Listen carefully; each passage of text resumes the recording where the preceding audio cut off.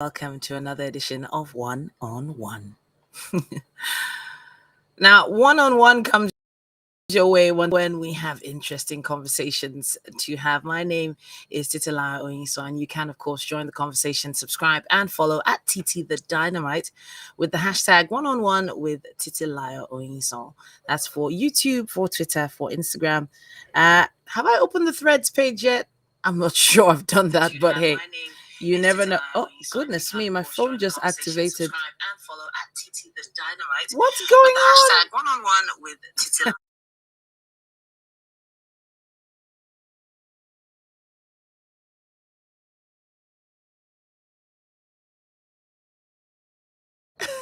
That was so funny. My phone went live. Goodness me. Apologies for that, everyone. All right, back to the show now. Here we're here to talk about current trends in the product design landscape, and we're going to have very interesting individual here with us today on the show. But let me give you a little insight into this particular topic.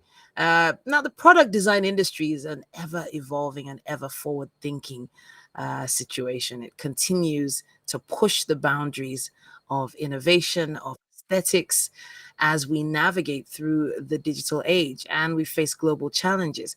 Now, designers are harnessing technology, sustainability, and user centric approaches to create products that not only meet our needs, but elevate our experiences. Once again, you're welcome. This is the One on One podcast, and my name is Titilaya Oyinso. Joining us today is Mr. John Ogaga. He is a product designer from Lagos, Nigeria, with over 4 years of professional experience in creating intuitive and user-centered designs for SaaS startups. Now, he has designed and led functional design teams and products across global companies and teams. And he's also provided one-on-one mentorship to guide new designers through their journeys and support in other areas as well. We'll be asking him all about that as he joins us. Welcome, John. Hi, hello, hi Titilayo. Thanks for having me here. Thanks for joining us on the show today. I know that you have an extremely busy schedule, but you need to let us in on your journey. How did you start out as a product designer? Let us know. Um, I don't think my story is as smooth as other creatives. Basically, I started off as a creative designer, most likely graphic designer, like what everybody will understand. So I started my journey or idea to tech as a graphic designer. But before I even got my hands dirty with graphic design, I had an interest with tech. And my first encounter with tech was trying to learn how to code. And I started my journey with HTML, CSS. But I got stuck. I got stuck when trying to figure out, languages like Java and the like. So I, stopped the idea of trying to learn how to code. So I was looking for other areas that I could contribute to the whole idea of the tech ecosystem where I found this is where I found graphic design. And I was like, okay, you know what? I'll probably, take my shot at it. I tried it, and this was kind of like the time of Corel Draw and making use of Microsoft to make um, graphics. Yes, I know I did graphics with Microsoft Word at the time, but it was actually very fun. But my journey started from graphic design, and from there I started tailoring, figuring out how to serve other people, serve businesses, and serve companies. And as I grew into the industry, I realized that there was more to just graphic design, and there were needs for understanding how to help brands scale, how to help brands position, and so new and startup brands need an identity. And this is what I moved into, from graphic design into knowing how to do branding and identity, logo designs and the likes. And from there my hunger grew into how can I serve businesses better. I feel like there's more I could do. I figured out that Mm, aside this, you could also help build websites for them, design these interfaces for them. wow. I didn't have to code to do this. I could think about the whole infrastructure, architecture, and the whole content layout with design. And I was able to Mm. move from graphics, brand identity, and brand strategy all the way into designing interfaces and experience design. Again, You're my making hunger this grew. sound you're making this sound very easy and simple. Like, oh, I just decided I'm going to do this now. This must have taken a long time. What was your timeline like? So product design is where I have my 4 years in. Before product design, I had another 4 years that is ranging from graphics to brand identity design. So I spent 2 years really doing graphics a Okay. lot before I started, venturing into more brand strategy, identity design. And the last 4 years is where I spent designing products and interfaces. My first year was more about, working with startups. So growing up with this space and environment I put myself in, I had a lot of ambitious people who were looking to build Mm, products, build startups, and I'm learning. I got my hand dirty with it. I'm like, you know what? Let me join in. Let me contribute. Let me fuse in my okay. skill with what you're doing. And this is where my love for startup really, come to play. Yes, the journey might seem easy, but it wasn't easy. It hasn't been easy, and I feel like what got me here is just the idea to want to serve more, to give more value to people I'm working with outside of what I could do currently at the moment. I actually really appreciate you saying that you wanted to sort of give back, so to speak, because you have to really have a passion to want to do it so much so that you want to help an industry grow. Because this is what I'm hearing from you. Now, Yeah. uh, now over that timeline, there's been a lot of change in the types of technology. You've even mentioned quite a few languages now that you had to sort of pass through before you could Mhm. get to where you are now. But let's talk a bit about the significant trends that you've observed in the industry. How was it really in the beginning? Was it as user friendly, or well, as simplistic as it seemed then? And when I use the term simple, you know what I mean. Um, Yeah, I definitely know what you mean. and what do you think about the industry today? uh, then I would say then was very difficult because we had very little information across. Even despite the fact we had, the internet at our fingertips, um, being in Lagos, Nigeria, or anywhere in the country, sometimes it could be difficult getting your hands on certain information if you don't surround yourself with particular people, especially on social media. It could be very difficult. It was only the time where I began to surround myself with people who had interest in tech as a future thing. This is dating back as 7 years ago.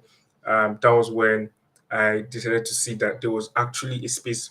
Before then, tech used to seem like a thing for not us. It used to seem like a thing that we would never actually get ourselves doing. The idea of the likes of Facebook and the rest, it seemed like a thing that we would never be able to be a part of or contributing or have something similar. And being in that narrative can really limit the level of exposure that you could get. So a lot of where I am today had to do with exposure. And then figuring things out was actually very difficult because, again, information was very little. People you could actually talk to who were doing the same thing you want to do in the country was very different. People who were doing it and doing it well, most of them were international people. And sometimes it could be really difficult getting to um, discuss with them, ask questions, because sometimes that's what you really need. So we had to make do of the resources that we had at hand. And but now I feel like it's changing. It's actually very changing, and it's the Mm, reason why I mentioned giving back to the communities because I am also doing something similar. Is the reason why mm. I offer mentorships to people who are starting out, and I try to use my social media as a medium to spread as much information as possible. And I'm looking for more ways to you know help give knowledge, show support because I did not have that when I started, and I wish I did. I figured most of the things myself, if not for the fact that I had to keep surrounding myself with people who were doing what they were doing and learning on the go, learning in the process, making friends with people who had the same mindset and had the same goal and ambition to keep each other in check. You know, there was no community then that one could join in and be a part of. Now we have that. So I feel we now have more resources at hand to help, really help anybody, scale, grow, improve. But the big question is I how really well you've want been to. using it. Yeah, I actually want to learn a little bit more about that for someone watching right now who probably wants to, take advantage of, what you're offering right now.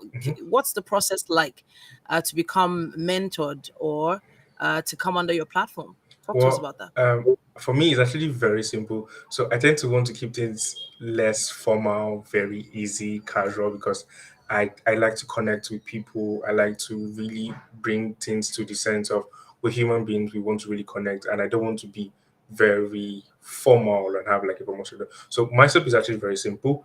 I so anybody can reach out to me via social media, either LinkedIn or Twitter, and literally send me a DM, and we could have a conversation as to what you're looking for, what you need, and how I can help you get that. Because it's one thing for me to say I can offer mentorship, it's another thing to be sure that I can offer you this solution that you need to where you want to get to.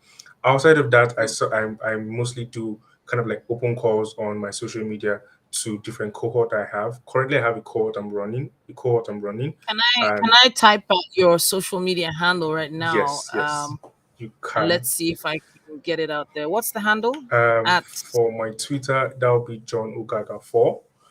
Yeah, okay. And for my LinkedIn, just John Ogaga. Twitter, John Twitter, you could or either John Ogaga 4, that's the actual handle. yeah, But the name should be the boring designer. I like yeah. that The what? the boring The designer. boring design. That's Yeah. on Twitter. Yeah. Really? All right. So I have that here. Let's see if that shows. Okay, I have you at John Agaga 4 there. Hmm. Hope that's showing well enough. That's for Twitter, right? Yeah, that's what Twitter. Um, they can send you a DM on Twitter and reach out to you. All right, then. Thank Yes. you so much for that. Thank But you. let's talk a little bit about the trends that have started moving the market today, Hmm. and impacting the industry. Which of them are the most significant for you, and which do you think are going to go the furthest? To be honest, there's a lot of trends going on right now, and now it's seeming very difficult to keep up with the trends and which is moving, where do you jump on, where do you stay in. It can be really confusing most of the times. For me personally, um, the trend I stay on and I feel will stay the longest is the direction of SaaS product, which is software as a service. Software as a service actually has been around for the longest of time, because the key idea and notion for SaaS products is actually very simple. It's basically looking out for problems that specific businesses or consumers face and coming up with solutions in softwares. So I believe this will stay the longest because um, they seem to software as a service has seemed to already owned a very solid structure on the needs, and we use SaaS products in literally almost everything we do these days. The opportunity for us to have this conversation, this podcast virtually, is with the help of SaaS products. There was a need for creators like yourself to want to reach out to people, share knowledge, and have interesting conversations. They saw the need. They created the platform as a software, which is what we're using today. And you as a creator is using this. So what that means is software system has like really wide range on how it could be used, and the human needs is always evolving, and the more needs evolve, the more problems we need to solve, and the more SaaS products that we can have available. So SaaS product is kind of like my thing, is where I am tilted to the most, is where I believe will kind of stay the longest and the strongest. There are other trends out there, the likes of Web3, blockchain. There are other areas too that are actually emerging, and hopefully they'll have like good adoption rates, and we can really spread that really far. And the interesting thing about SaaS, to be very honest, is that it can also play a role in the likes of Web3 and blockchains as well. So it's kind I of was like a going to ask very about flexible thing. I was going to ask about that. I was going to ask the connection because it might interest you to know. I also have a podcast called Blockchain Mastery. And we do that every week as well. We have really interesting conversations surrounding Web3, NFTs, blockchain tech, all of that. But this is the first time I have someone who's actually in depth in SaaS. So you need to let us in and tell us a little bit more about how that works? Yeah, so like I mentioned, like software as a service is any service that is cloud based, or yeah, mostly any service that is cloud based, and you use the likes of the streaming platform we're using, the likes of some of the product we use for communications, especially if you're a remote worker. So SaaS products have different ranges to accounting products for how you help you figure out accounting softwares and solutions and the likes. Even payments too as well is falls under the category of SaaS. So SaaS is a big umbrella name called software as a service, which is most likely cloud based um, softwares, and they have good adoption rate for even the businesses because they get to scale globally because there's no limitation on to the kind of users they can have and the wide range they also can have. For businesses, it's also very easy for them because they can have like a simple business model or subscription model that they can scale, update, change, tweak as kind of the market value changes, which is very easy and cost efficient too as well. And for us, the users and consumers, we can get to access this literally from anywhere on the internet. You get so exactly. So this is why SaaS is kind of like a very good, and we use it in our day to day. We There's almost never any time you open a new tab on your desktop or laptop that it is not a SaaS product you're working with. The entire Google Suite is a SaaS product. Where you use to communicate at work is a SaaS product. Um, what you use to help you do your bookkeeping and the rest is a SaaS product. You get where you document your ideas, thoughts, and arrangements is a SaaS product. So SaaS product, to be honest, is really wide and they have like different categories and sections as well. That's why I find it pretty interesting because I like working on interesting things. I like, thinking about problems and looking for ways to solve them and designing something that is kind of like, new to the eye, interesting to use, and SaaS product kind of like gives me that satisfaction. Yeah, Mm. I think this is interesting because the way you were saying it, that the whole Google Suite is a SaaS product, yeah. I wouldn't have known this unless you said that actually. I Um, know like a lot of people do not realize that what they actually use on their day-to-day are actually SaaS products. wow, wow. And you design products like this. Yes, I design product like this. Okay. Huh. All right. So I am always interested in um user experience. I'm always interested in how comfortable a product feels, especially how easy it is to access. Um, whether it's something that I can understand at a glance or not. Now, how do you get from point A to point B, which is point B being me, the consumer, wanting a very easy, simple experience? What's the process like? So first off, I will start by saying the process is not linear.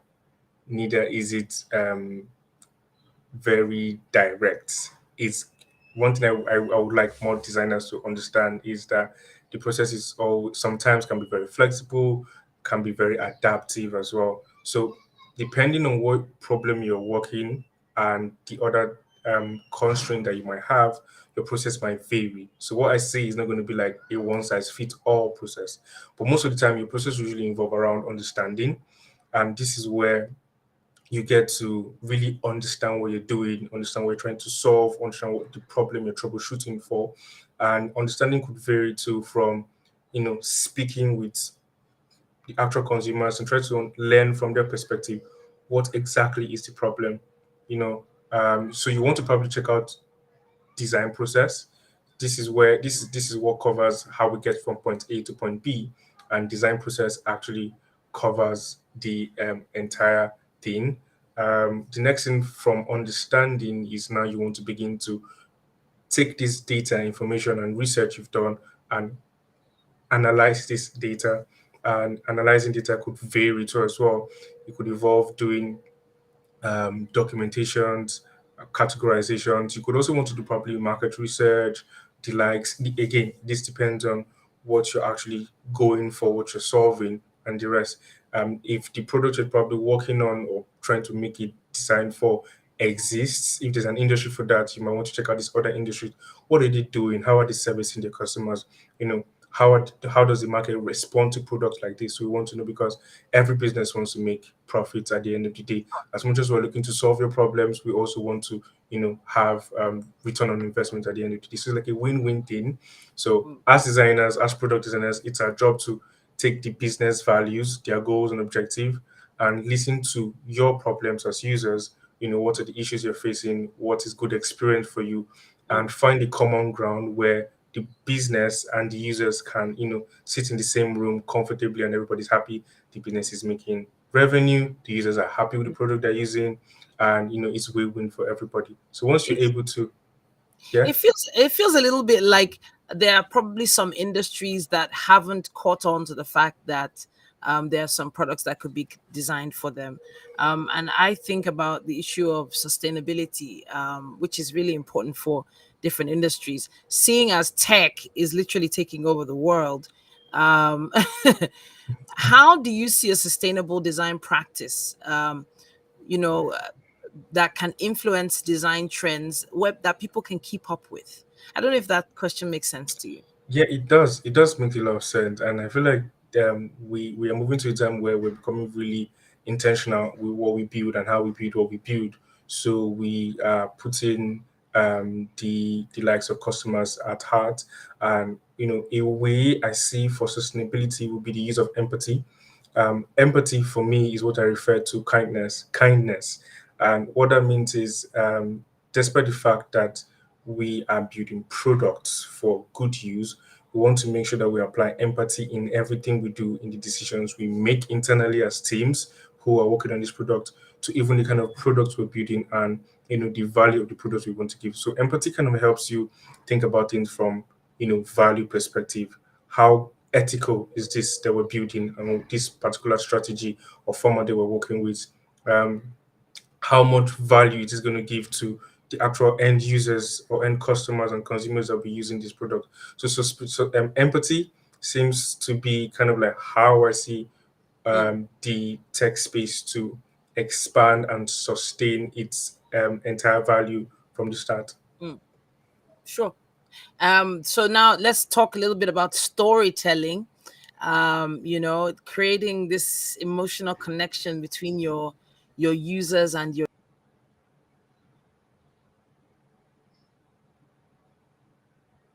designs. Yeah.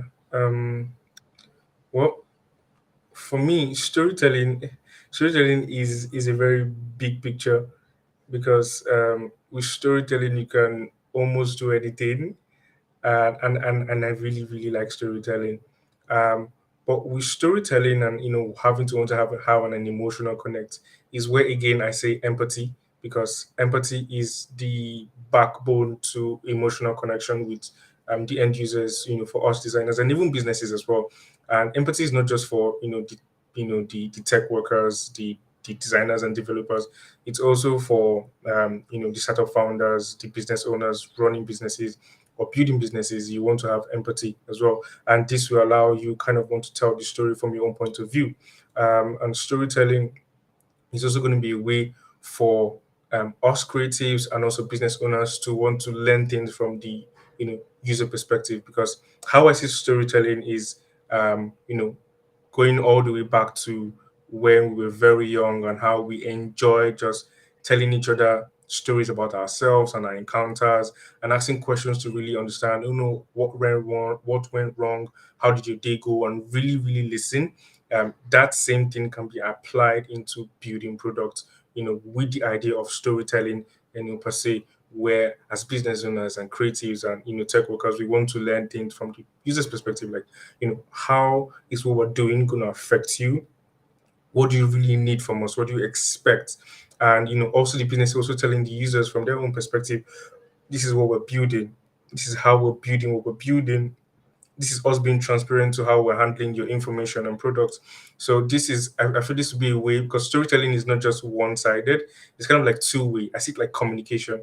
So we're talking to, businesses are talking to consumers, consumers are talking back to businesses, and Mm. both parties are being heard. I love the communication angle of things, but there are some products that yes, they had a clear message in mind, but for some reason by the time it gets to the consumer, it's still a bit confusing for them. So, is there like a testing phase that you go through? And how long usually is that like? Well, typically, it's really two things that could result to that. Yes, there is testing phase, but to be honest, sometimes because of constraints, timelines, and how quick the business might want to get this in the hand of users, it might testing phase might be scrapped out from the entire process. But ideally, it should be there. And the testing phase, there's no ideal timeline on how this should take, but it could last from anything from a week to 3 weeks, and this also depends on the complexity of the product you're building. This is where you take in a secluded amount of the ideal users you want to have this product in their hands and give it to them and have them work with it and see how it goes. Some companies also try to do testing as a form of launching an MVP version of the product and use that MVP state to gather as much data and feedbacks from customers and consumers on how their experience was, and then iterate on this to give like a new version launch of that product where everybody's happy now.